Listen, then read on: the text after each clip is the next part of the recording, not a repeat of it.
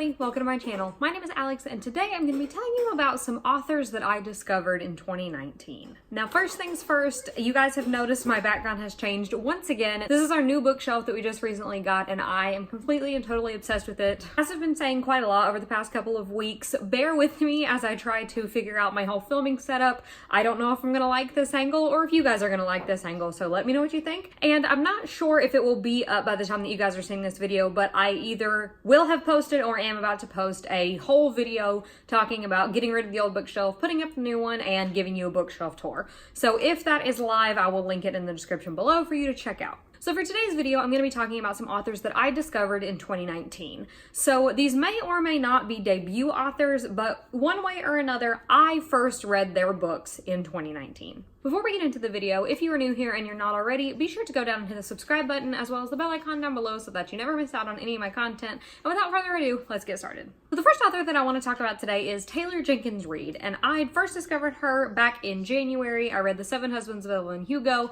and since then I have also read her novels After I Do and Daisy Jones and the Six. Now, The Seven Husbands of Evelyn Hugo has been really popular on BookTube for this year and last year. But the main reason that I picked up The Seven Husbands of Evelyn Hugo was because I had heard a bunch of booktubers that I really trust put it on their top books of 2018. So it was one of the very first books that I read in January of 2019, and it was phenomenal. I love that novel, just like I know so many people do, and that pushed me on a train to read the rest of her novels. So I have since read After I Do, which I really enjoyed. It's not my favorite of hers, but I definitely enjoyed my time reading it, and I listened to the audiobook of Daisy Jones and the Six, which will probably make it onto my favorite books of the year. That's probably my favorite of hers so far. I'm just obsessed with everything that she does, and I need to finish reading the rest of her backlist. Another author that I have to mention is Elizabeth Acevedo. I discovered her novels in 2019. I started with her debut novel, The Poet X, which I did enjoy. It is not one of my favorites. I think I gave it like a 4 stars,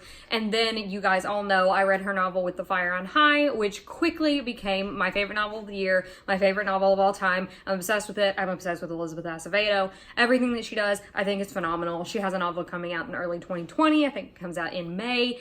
And I'm so ready for it. I just love everything about Elizabeth Acevedo. She is such a talented writer, and she makes stories that you can just relate to no matter who you are or where you are in life. If you haven't read one of her novels yet, please go do it, preferably with Fire on High because it's amazing. But really, she's just incredible. Another author that I discovered this year was Kristen Hanna. I actually read 2 of her books this year. I read The Nightingale and The Great Alone, both of which I really enjoyed. Now, Kristen Hanna is mainly an adult historical fiction author, and The Nightingale is World War II historical fiction, and The Great Alone is set in 1970s Alaska. Both of them are incredible, very emotional, with rich, powerful characters, plot twists that you don't expect, and just in general, very well-crafted stories. I will say I enjoyed The Great Alone more than The Nightingale, but both of them are definitely staples in the historical fiction space. I think most people by now have probably read The Nightingale, and it is one of the best World War II historical fictions that I have ever read, but not as many people have read The Great Alone, so if you like historical fiction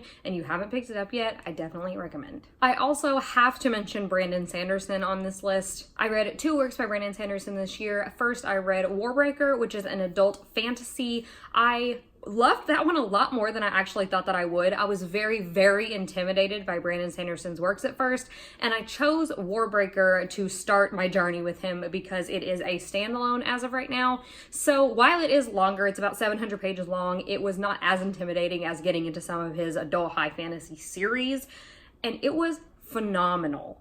I don't feel like enough people talk about Warbreaker. A lot of people talk about his series, but not a lot of people talk about Warbreaker, and it was really good. It's got the political intrigue, it's got the sister relationships, it's got a love interest, it's got the magic, it's got everything that you could potentially possibly want in an adult fantasy, and it is so good, and I cannot wait to read more from Brandon Sanderson. I also read Skyward from him this year, which is a YA sci-fi, and I loved that one almost as much as Warbreaker. It is one of the best YA sci-fis that I've ever read. I highly enjoyed it. I just think in general, Brandon Sanderson is such a master at creating worlds and powerful characters, and he does a beautiful job. So no matter what you are interested in that he writes, go find something. I feel like I am the last person on earth to discover how amazing Brandon Sanderson is. But if you haven't read him yet, I feel like he has a little bit of something for everybody. So just go check his extensive backlist,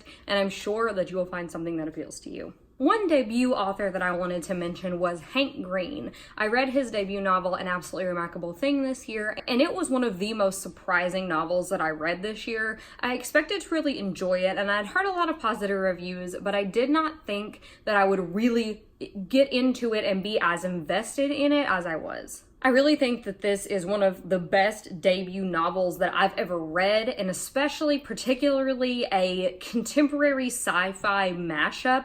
I feel like that genre can be hard to get right, but Hank Green has done something so beautiful in this novel. I am just obsessed with it, and I cannot wait for the sequel to come out in July of next year.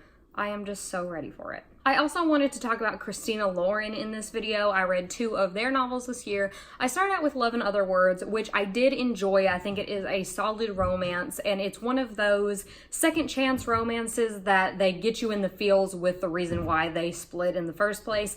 And it was just really well done. It wasn't my favorite romance that I've ever read, but it definitely let me see the potential into greater works.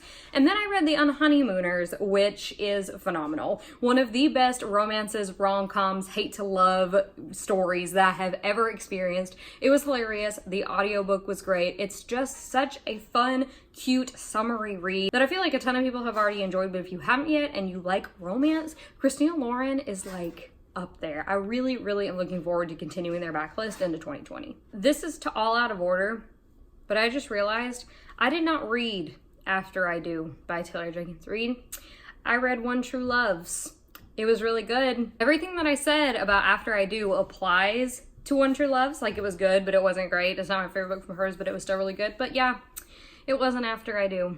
It was One True Loves. And the last author that I wanted to talk about today is Rachel Lynde Solomon. The book that I read by her this year was her debut novel, which was You'll Miss Me When I'm Gone. Highly, highly enjoyed this one. It is a character-driven contemporary story that is incredibly diverse, really emotional, and it was another one that I expected to like it, but I didn't think that I would absolutely love it as much as I do.